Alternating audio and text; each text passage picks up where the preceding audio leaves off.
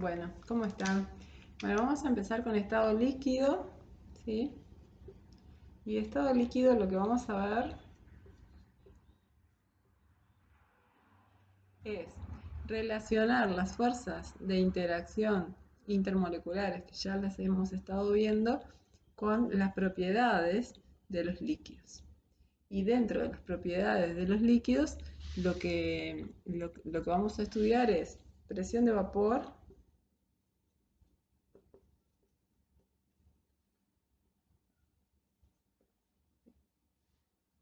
tensión superficial,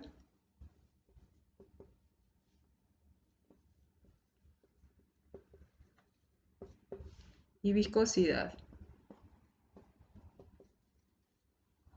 Entonces, bien, eh, estas, digamos, serían las propiedades que vamos a ver de estado líquido.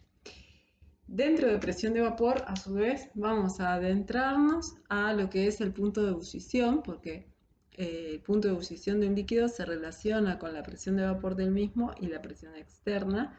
Y bueno, todo esto relacionado siempre con las fuerzas de atracción.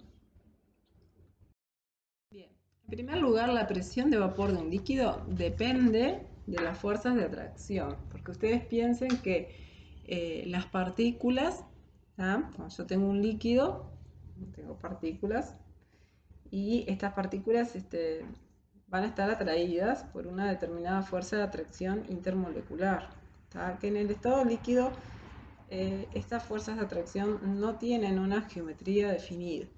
Si yo quiero hervir este líquido, quiero que este líquido pase a la fase gaseosa, yo tengo que romper estas fuerzas de atracción. Por lo tanto, mientras más grandes sean estas fuerzas de atracción, voy a necesitar más energía para que el líquido pueda pasar a la fase de vapor. Entonces vamos a ver primero el concepto de presión de vapor.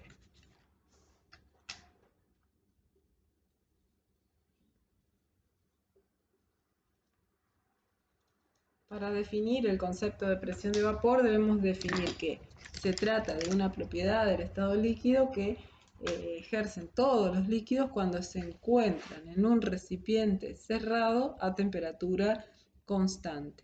Y esa propiedad, ese valor es constante para cada líquido, o sea que depende de la naturaleza del líquido, ¿sí? O sea que me tengo que imaginar un recipiente cerrado, completamente hermético y en el cual yo dentro tengo un líquido, ¿sí? Bueno, y algunas de las partículas de este líquido, algunas de las moléculas han pasado a la fase de vapor. Si la temperatura es constante, entonces la presión de vapor que ejercen estas partículas, a eso se le llama presión de vapor del líquido. Y lo podemos encontrar en tablas. Por ejemplo, la presión de vapor del agua es muy común, es muy usable, se usa mucho en los laboratorios. ¿Por qué?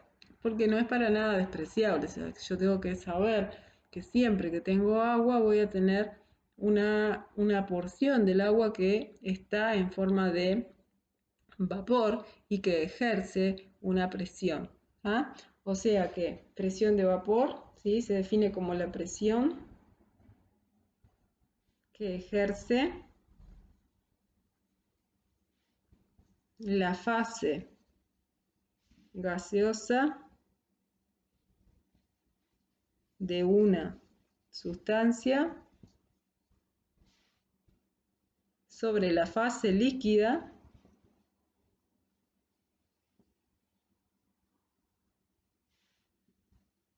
en un recipiente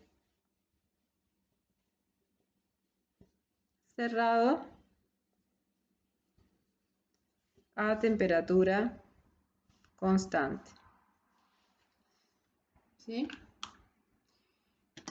Bien, ahora vamos a ver con respecto a la estructura, porque lo interesante de esto es que puedo predecir en cierta forma o hasta cierto punto cuál va a ser la presión de vapor con respecto de una sustancia con respecto a otra, analizando el tipo de fuerzas intermoleculares que tiene, que presenta una sustancia dada.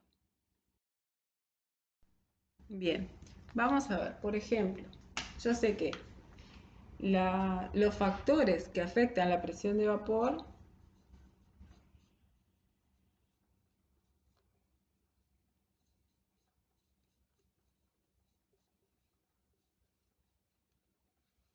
¿sí? Podemos resumirlo en dos. Una sería la fuerza de atracción entre las partículas, o sea, la fuerza de atracción intermolecular. ¿Y de qué forma va a afectar? Bueno, mientras más intensa sea esa fuerza de atracción, más difícil va a ser que la partícula escape al estado de vapor. O sea que a mayor fuerza de atracción, la presión de vapor es menor. O sea que hay una relación inversa entre fuerza de atracción y entre fuerza de atracción y presión de vapor. Y por otra parte, depende de la temperatura.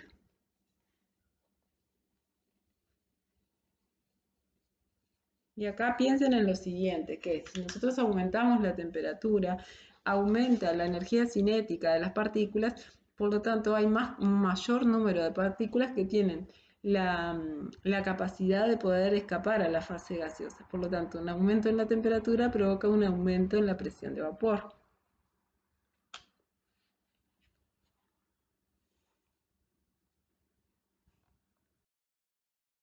Ahí se los escribí, entonces tenemos que a mayor temperatura tenemos una mayor presión de vapor. En este caso es una relación directa. Por ahora no estamos usando ecuaciones que me digan exactamente cómo calcularlo. Lo vamos a estudiar en forma cualitativa. A mayor temperatura, recuerden entonces que las partículas tienen mayor energía cinética y pueden vencer las fuerzas de atracción, ¿tá?, que las mantienen unidas al líquido para poder escapar a la fase gaseosa con mayor facilidad.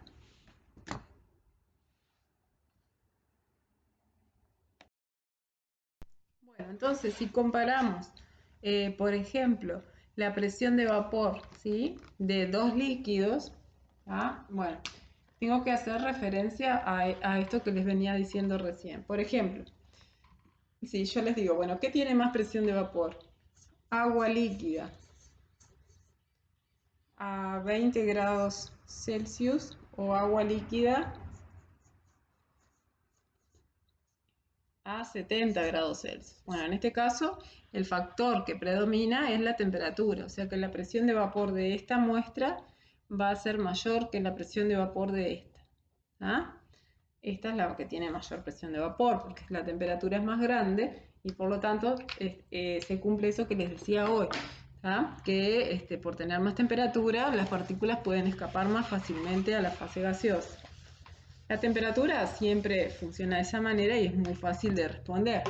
Ahora, cuando me dan dos moléculas distintas, como por ejemplo, ¿qué tiene más presión de vapor? Yo les digo, bueno, metano líquido, ¿sí?, o agua líquido. Entonces acá yo tengo que analizar a ver qué tipo de fuerzas de atracción tienen estas moléculas. Y el metano, nosotros sabemos, cuando estuvimos viendo fuerzas de atracción intermoleculares, es una molécula de tipo AX4 con una diferencia de electronegatividad de 0,4 muy baja y que es una molécula apolar. ¿Ah? O sea que si es una molécula apolar va a poder dar fuerzas de dispersión de London. Y el agua, además de las fuerzas de dispersión de London que están presentes en todas las moléculas, las polares y las apolares, ¿sí?, además de las de London, va a tener enlace de hidrógeno, porque acá el hidrógeno está unido a un elemento muy electronegativo, como es el oxígeno. O sea que si bien tiene London, la más significativa, la fuerza más significativa, ¿sí?, es el enlace de hidrógeno. Y si nosotros comparamos las fuerzas intermoleculares que vimos, la fuerza más intensa es el enlace de hidrógeno, le sigue el dipolo-dipolo y le sigue la de London. Pero bueno, esto es en términos generales, ¿no? O sea, porque yo puedo tener una molécula muy grande, que tiene la fuerza de London, ahí sí se hace bastante más significativa, que puede llegar a tener una mayor incidencia en la fuerza total, digamos, que tiene esa molécula. Bueno, pero en este caso, que hablamos de dos moléculas pequeñas, como el metano y el agua, la masa atómica del metano, de la masa molecular, la masa techo del metano es 12, más 4 es 16 y la del agua es 18, o sea que son comparables. En este caso, como este tiene una fuerza de mayor intensidad, como es el enlace de hidrógeno, yo puedo afirmar entonces que la presión de vapor del metano es más grande, porque tiene menor intensidad la fuerza, que la presión de vapor del agua. ¿Qué quiere decir esto? Que las moléculas en el agua van a estar más atrapadas, más unidas, va a haber más cohesión en el líquido y va a ser más difícil que escapen a la fase gaseosa por el simple hecho de que su fuerza de atracción es mayor.